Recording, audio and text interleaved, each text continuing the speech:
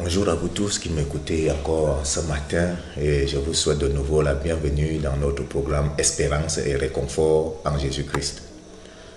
En ce matin, je voudrais te parler d'un point très important dans notre marche chrétienne. Et en ce matin, je voudrais aborder le thème avec toi, marcher dans l'intégrité, une clé pour la bénédiction. Marcher dans l'intégrité, une clé pour la bénédiction. C'est un point très important et pour commencer, je voudrais lire avec toi le livre de Malachie au chapitre 2, le verset 6. Il y est écrit: la loi de vérité était dans sa bouche et il ne se trouvait pas d'iniquité sur ses lèvres. Il marchait avec moi dans la paix et la droiture et il a détourné beaucoup d'hommes du mal. Ce verset m'a particulièrement inspiré en ce matin parce qu'il m'a donné de me rappeler certaines phases de mon existence, certains moments de ma vie que j'ai eu à vivre, des choses que j'ai eu à faire. Le livre de Malachie nous rappelle là l'importance de marcher dans l'intégrité. Ce verset décrit un serviteur fidèle de Dieu dont la vie intègre non seulement glorifie le Seigneur, mais influence positivement ceux qui l'entourent. Aujourd'hui, je veux t'inviter à méditer sur la puissance de l'intégrité et à faire de ce principe un fondement de votre marche. Récemment encore, j'ai été confronté à une situation. Il arrive que mon employeur confie la gestion des finances de l'établissement dans lequel je travaille et de manière particulière, c'est moi qui garde souvent ces fonds. Je les garde toujours à ma disposition et quand il en a besoin, il m'appelle et je mets les fonds à sa disposition. Bon, il se trouve donc qu'à un certain moment, je me retrouve dans une situation inattendue et j'ai ces finances-là en ma possession. Je sais que de manière simple, je peux prendre et avec, bon, bien sûr, l'intention de restituer un peu plus tard.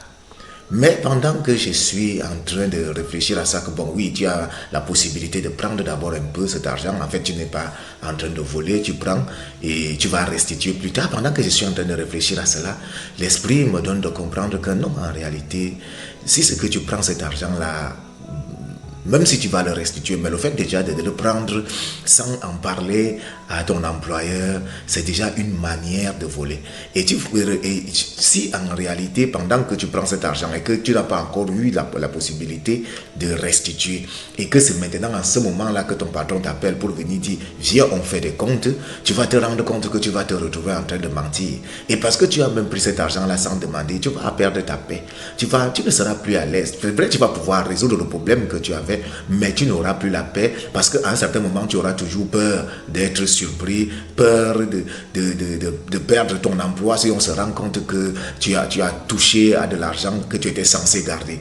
Et c'est là que l'Esprit du Seigneur m'a rappelé un verset, demandez et vous recevrez. Et c'est là justement ce jour-là, ce que j'ai fait, c'est que j'ai pris mon téléphone et j'ai appelé mon employeur et je lui ai dit, tu sais, je suis dans une situation un peu difficile là et je voudrais emprunter un peu d'argent. Et il m'a dit, mais bon, je pensais que ton salaire venait de passer. J'ai dit oui, c'est vrai que mon salaire venait de passer, mais je me suis retrouvé dans une situation un peu inattendue et j'ai besoin d'argent là. Et le seul argent que j'ai actuellement là en ma possession, c'est l'argent que tu m'as donné de garder. Et c'est parce que je ne veux pas pécher que je prends la peine de t'appeler pour te le dire, pour te dire que je suis dans une situation difficile. Est-ce que tu pourrais me venir en aide? Et à ma grande surprise, il va me dire ou ce qu'on va faire, c'est que justement, ok, tu prends l'argent dont tu as besoin là-bas et ensuite tu le restitueras le moment venu. Mais là, ce qui a été le plus marquant, c'est le moment à la fin où il me dit merci d'avoir pensé comme ça. Il m'a dit merci d'avoir pensé comme cela. Et je me suis rendu compte que le Seigneur venait encore de m'enseigner, il venait encore de me donner une leçon particulière de vie. Il venait de me faire comprendre que, au travers de cet acte que je venais de poser, je venais de faire comprendre à ce monsieur qui n'est pas chrétien, que en réalité, quand on est chrétien, on a une manière de faire les choses. Et je crois que, de manière personnelle, je crois que ce monsieur, après cet acte-là, a même commencé à me faire un peu plus confiance encore qu'il ne le faisait. Je ne dis pas qu'il ne me faisait pas déjà confiance puisqu'il me confiait déjà son argent. Mais je crois que maintenant, il a la possibilité de pouvoir dormir encore un peu plus tranquille tout en sachant que son argent est en sécurité et que si même la personne qui garde son argent avait un besoin, ce qui peut arriver à n'importe qui, à n'importe quel moment, cette personne ne prendra pas son argent sans lui poser la question, sans lui demander, mais la personne viendra d'abord vers lui et lui adressera une demande en bonne et due forme avant que cet argent-là ne puisse être touché. C'est pour ça que je t'interpelle en ce matin à bien marcher dans l'intégrité, à marcher dans la voie du Seigneur, parce que le Seigneur nous dit qu'il faut être intègre. La première des choses qui caractérise véritablement un chrétien, c'est l'intégrité, la droiture, la vérité. Et lorsque on marche dans la voie de la droiture, dans la vérité, ce qui est certain, c'est que le Seigneur, qui est un Dieu de lumière, bénit toujours ceux qui marchent dans la lumière. Et je voudrais finir en te disant une chose. C'est que Dieu est bon et il est fidèle. Dieu ne peut jamais laisser son enfant dans une situation sans qu'il intervienne. Mais parfois, les chemins que nous emprenons pour résoudre les situations dans lesquelles nous sommes ne sont pas toujours les chemins que Dieu a préparés pour nous.